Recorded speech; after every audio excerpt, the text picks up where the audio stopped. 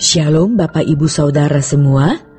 25 Mei 2022. Tema yang kita akan bahas pada hari ini adalah hak dan tanggung jawab.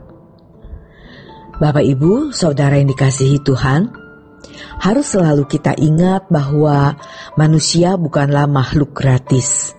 Artinya Allah memberi kehidupan kepada manusia agar manusia melakukan apa yang Allah kehendaki dan memenuhi atau menggenapi rencana yang Allah telah tentukan dan susun. Manusia adalah makhluk yang satu aspek memiliki hak, tetapi di aspek lain memiliki tanggung jawab.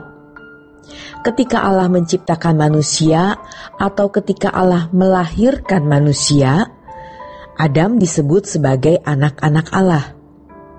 Di dalam hak tersebut, manusia memperoleh kenikmatan dari apa yang Allah ciptakan untuk disediakan bagi manusia.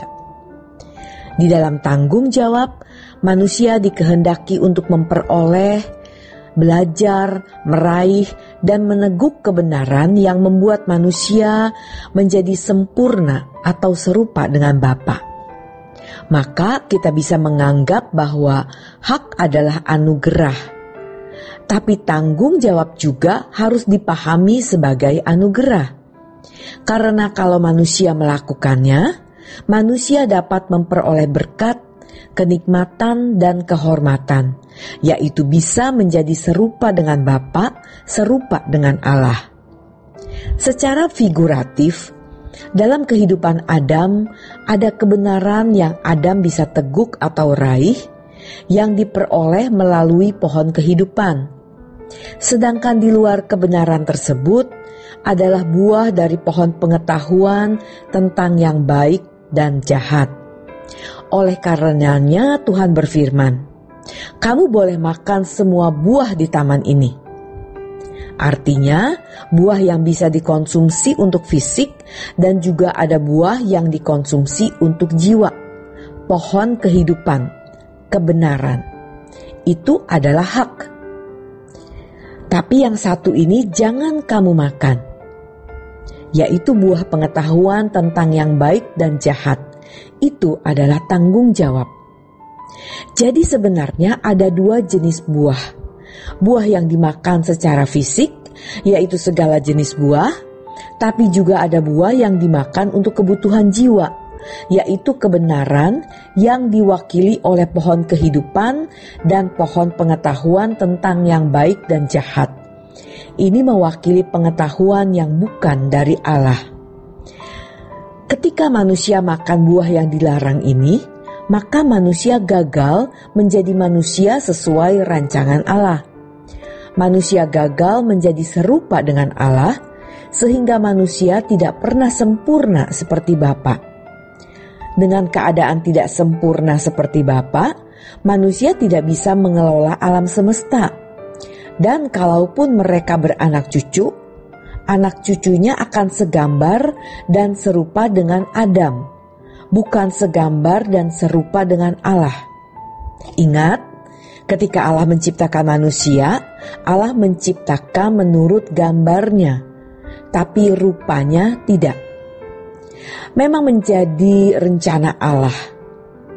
Ketika Allah berkata, "Baiklah kita menciptakan manusia menurut gambar dan rupa kita."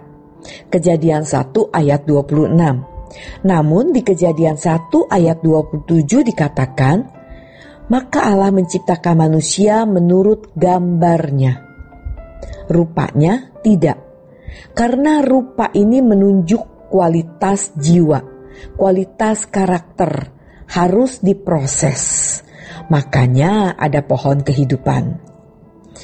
Bapak, Ibu, saudara-saudara semua, sebagai hak manusia, ia bisa menikmati semua yang Allah ciptakan, mulai dari makanan fisik dan segala keindahan alam. Tetapi manusia punya tanggung jawab untuk mengelola alam semesta dan beranak cucu. Itu adalah rencana Allah yang harus manusia penuhi. Apa yang Allah rencanakan untuk dipenuhi ini bisa terlaksana kalau manusia segambar dan serupa dengan Allah, sempurna seperti Bapa. Hal ini kelihatannya sederhana, tetapi sebenarnya ada kompleksitas atau kerumitan untuk menjelaskan. Ada hak, ada tanggung jawab. Hak ini anugerah, tanggung jawab juga anugerah. Karena kalau dikerjakan, maka kita bisa serupa dengan Allah. Lalu, kalau sudah serupa dengan Allah, kita bisa memenuhi mandat atau perintah yang Allah berikan, yaitu mengelola alam semesta dan beranak cucu dengan keturunan yang baik.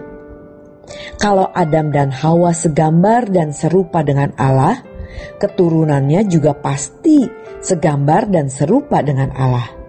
Tetapi karena manusia gagal, maka dalam kitab Kejadian pasal yang ke-5 kita membaca bahwa mereka melahirkan anak yang segambar dan serupa dengan Adam, bukan segambar dan serupa dengan Allah. Bapak Ibu, keselamatan yang diberikan adalah anugerah. Dalam hal ini, dosa manusia diampuni, dianggap benar di hadapan Allah, walaupun belum benar sehingga bisa menghampiri Allah. Dan manusia diberi Roh Kudus. Inilah hak. Tetapi ada kewajiban, yaitu mengerjakan keselamatan dengan takut dan gentar, berjuang sempurna seperti Bapa atau serupa dengan Yesus. Maka kalau kita melakukannya, kewajiban ini pun anugerah, karena kita bisa serupa dengan Yesus, sempurna seperti Bapa.